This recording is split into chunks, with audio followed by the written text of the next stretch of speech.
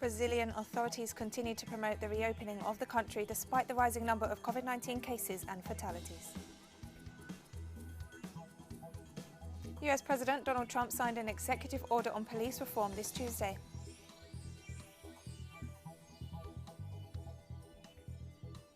The European Union is continuing its efforts to resume talks between Serbia and Kosovo as the two countries plan to hold official meetings in the United States.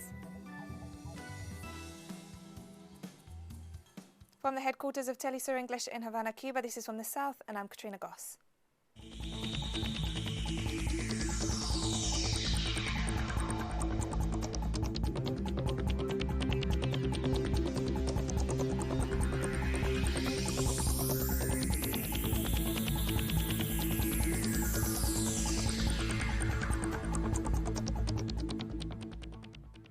Over the last 24 hours, Brazil has reported over 23,000 new coronavirus cases as the outbreak shows no signs of slowing.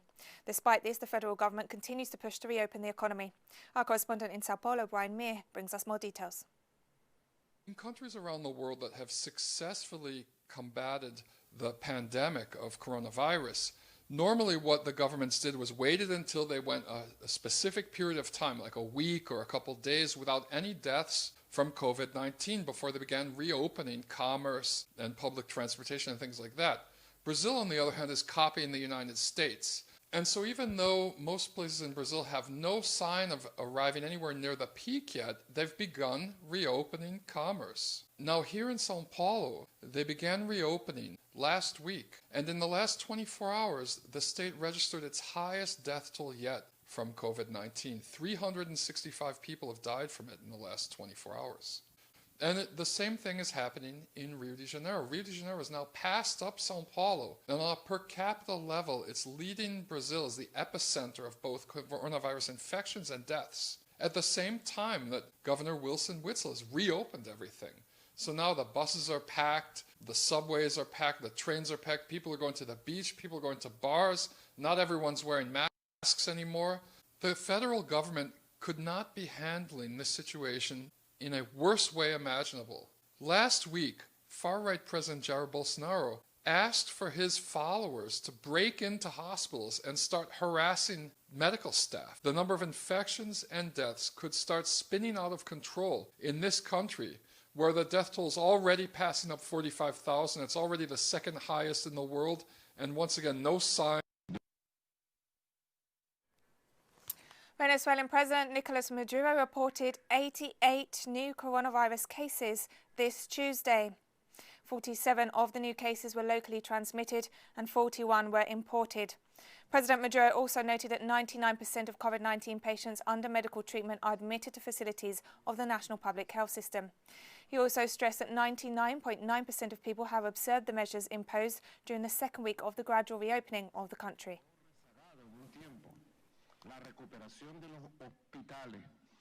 And Venezuelan President Nicolas Maduro chaired a meeting with the National Board of the United Socialist Party of Venezuela on Tuesday to address working guidelines in the face of the parliamentary elections to be held this year.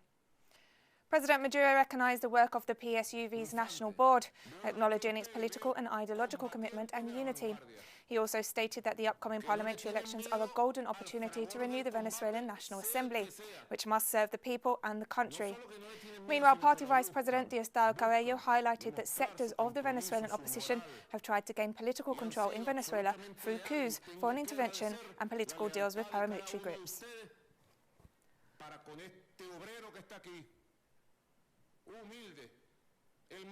And during the meeting of the United Socialist Party of Venezuela on Tuesday, President Nicolas Maduro stressed that the parliamentary elections must be held this year, in line with the Venezuelan constitution.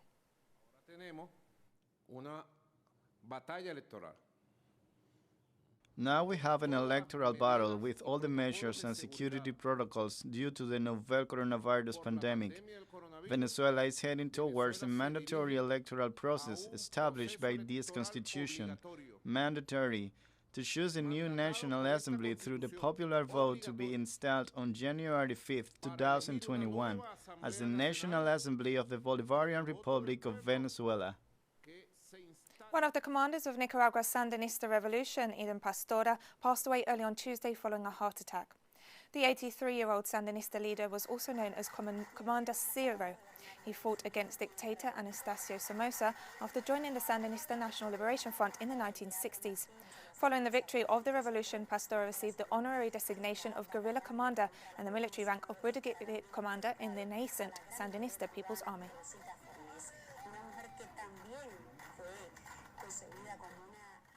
Experts have noted that economic measures adopted by Panama's government in the face of the coronavirus crisis are inadequate. Analysts note that Panamanian authorities are sticking to a classic neoliberal model that has been abandoned by many countries across the world to deal with the economic crisis sparked by the pandemic. Economist Felipe Argot criticised the government's plan to deliver a monthly subsidy of $80 to unemployed citizens. He proposed that authorities make much larger investments to help vulnerable families meet their daily needs.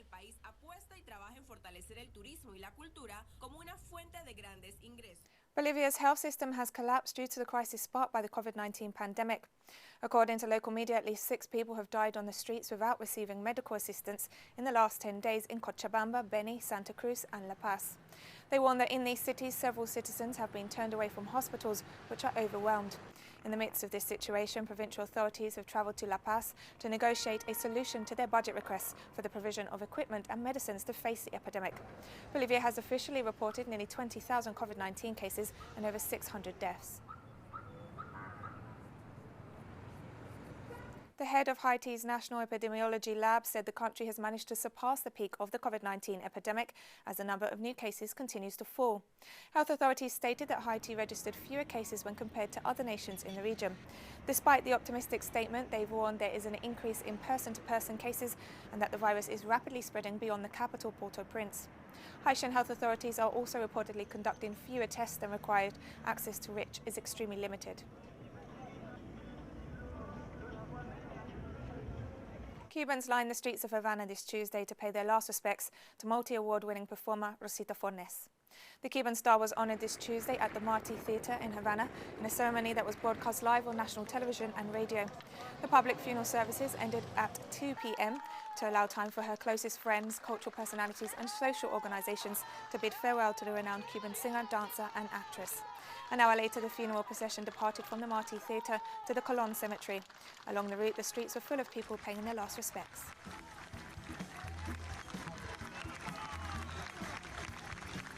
And we have more stories coming up after this very short break, so stay with us.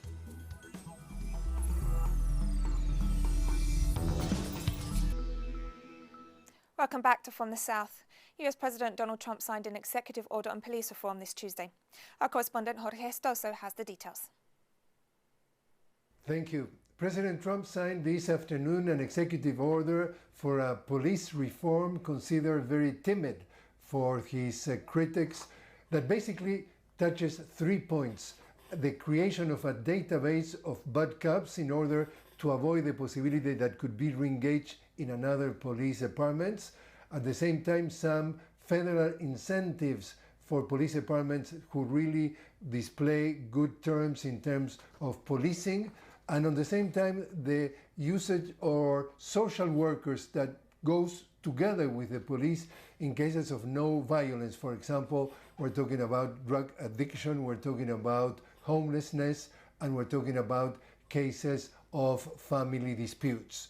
These police reforms are considered for many only like a band-aid regarding what it's really behind.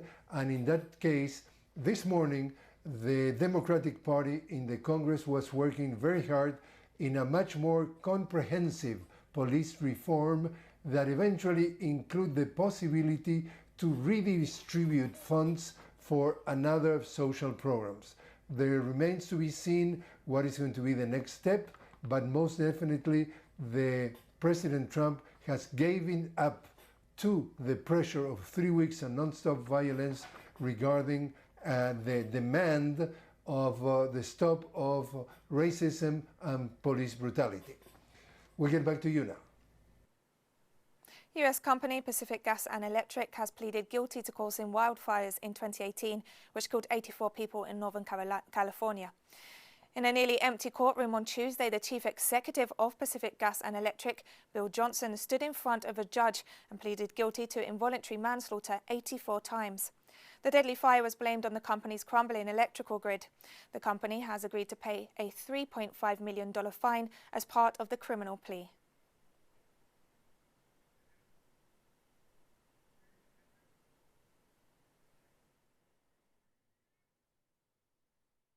I'm here today on behalf of the 23,000 men and women of PG&E to take responsibility for the fire that killed the people whose pictures we just saw as we went through the counts.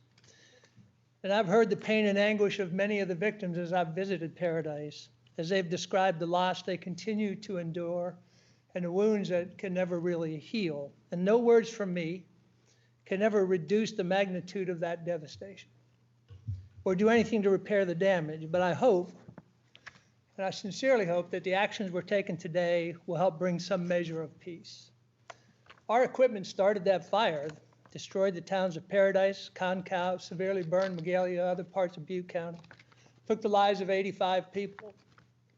Thousands of people lost their homes and businesses, forced to evacuate under horrific circumstances. I wish there was some way to take back what happened or to take away the impact, the pain that these people have suffered, but I know that can't be done. But here's what I can say. First, PG&E will never forget the Camp Fire and all that took from the region. We remain deeply, deeply sorry for this event and the tragic consequences. About 1.3 million children in England will be able to claim free school meal vouchers during the summer holidays after a campaign led by Premier League footballer Marcus Rashford. The government had previously insisted it would not award free school meals vouchers in England outside of term time, prompting the Manchester United footballer to send an open letter to Prime Minister Boris Johnson, calling for this decision to be reversed, as many families struggle to cope with the ongoing austerity and further economic crisis sparked by the coronavirus pandemic. Johnson initially resisted, but the government gave in on Tuesday and said it would continue to provide food vouchers over the 6-week summer break to lower-income eligible families. And Romania has decided to extend the state of emergency declared in the country by 30 days because of a spike in coronavirus cases. Hungary's parliament has voted to ask the government to put an end to the state of danger declared due to the coronavirus pandemic. The proposal was unanimously supported by lawmakers.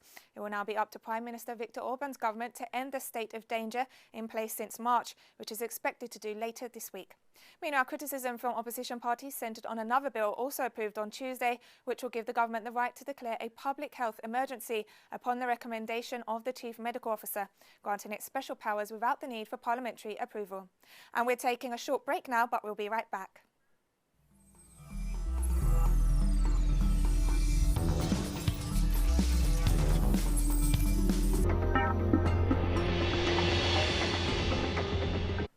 Welcome back to From the South. The European Union is continuing its efforts to resume talks between Serbia and Kosovo as the two countries plan to hold official meetings in the United States. Peace talks between the two countries have been halted since 2018. The European Union's Special Representative for Kosovo and Serbia, Miroslav Lajcek, arrived in Kosovo on Tuesday in the lead up to talks set to restart in the US on June 27th under the mediation of US officials. Kosovo announced its unilateral independence from Serbia in 2008 following unresolved disputes after the conflict of the late 1990s. And my mandate is also very clear, namely to help achieve a comprehensive, legally binding agreement between Kosovo and Serbia that will normalize the relations, that will solve all the outstanding issues once and forever, that will be acceptable to the countries of the region and the EU member states. The White House has set in motion the so-called Caesar Act, which tightens the economic blockade imposed against Syria by the US government. The Syrian government and people have condemned the sanctions, describing them as economic terrorism. Las plazas de las principales ciudades sirias. The public squares of Syria's main cities have become the meeting place for protests to condemn the so-called Caesar law. Demonstrators are here to condemn these unilateral coercive measures, but contrary to the West's narrative, are also showing support for their leaders and for the army in their fight against EU-sponsored terrorism. Y la guerra económica estadounidense. Down with the United States, down with the so-called Caesar law, and down with the sanctions. And no matter how many sanctions they throw against us, we will go to work, we will continue producing, and we are going to rebuild our country with our own resources. And we will also continue to support our President Bashar al-Assad until all Syria is freed. Rusia, China, Iran, Venezuela. Russia, China, Iran, Venezuela, and Cuba are also present in these demonstrations. The participants thank the support of these friendly countries and ask the international community to follow their example and break the silence around the damage done by U.S. sanctions, which are an attempt on the life of citizens. We reject the so-called Caesar law and the terrorist economic blockade imposed on Syria, and we ratify our support to our President Bashar al-Assad. We also thank Russia and Iran for its humanitarian support, and we demand the lifting of the blockade imposed on Syria. We thank Russia, China, Iran, and Venezuela, and all of the free people of the world who have not ceased to show their support for us and to strengthen our determination. We want them to know that we will succeed and that this alliance will triumph against U.S. imperialism and its hegemonic policies. La devaluación de la moneda siria y el alza de Syria's currency devaluation and unprecedented price hikes are some of the most negative effects on the so-called Caesar law. This law imposes additional sanctions on the Syrian government, the central bank, and other financial institutions. It also sanctions all foreign governments, independent states, individuals, and private entities that help Damascus. que colaboran con Damasco. La guerra económica constituye la nueva fase de la guerra. This economic war constitutes the latest phase on the terrorist war imposed on Syria for the past 9 years, an onset that Syrians confront with the help of the government and its efforts to protect the economy. El impacto de las sanciones adicionales de Estados Unidos. Hisham Wanous, Telesur, Damasco, Syria. The South African Economic Freedom Fighters Student Command celebrated its 5th anniversary this Tuesday. The Economic Freedom Fighters is one of South Africa's main left-wing political parties. It was founded by former African National Congress Youth League President Julius Malema. The youth branch of the party is well known for its fight against capitalism and for student rights. And fighters. My name is Poppy Raisibe Mailola. I'm the Deputy Secretary General of EFF. I am honored to be joining hands with many revolutionaries and student activists in wishing the EFF-SC a happy 5th anniversary. I salute the EFF-SC for being the first one to championing the free sanitary towel drive in institution of higher learning that has symbolized love, care, and dignity for the student community. Happy 5th anniversary, EFF-SC. Thank you. People across the world have commemorated the Day of the African Child this Tuesday. In Somalia, the day was celebrated in the city of Baidoa in Southwest State in an event organised by the Ministry of Women and Human Rights Development. The day was proclaimed by the Organisation of African Unity in 1991 to honour the hundreds killed during the Soweto uprising on June 16, 1976, when black children took to the streets of Soweto, South Africa, in protest against the apartheid regime. 16 June represents one of the most important days at the African Union. It is the Day of the African Child. Inspired by the young boys and girls who were killed on the 16th of June 1976, a student uprising in Soweto, South Africa. The day represents the children of Africa and their aspirations and convictions, celebrating the resilience that the then young protesters demonstrated against the apartheid, inspired and poor quality education. The day represents the power of children in making social and political changes possible. And we've come to the end of this news brief, but you can find these and many other stories on our website at telesurenglish.net. You can also join us on social media, Facebook, Twitter and Instagram. For Telesur English, I'm Katrina Goss, and thank you for watching.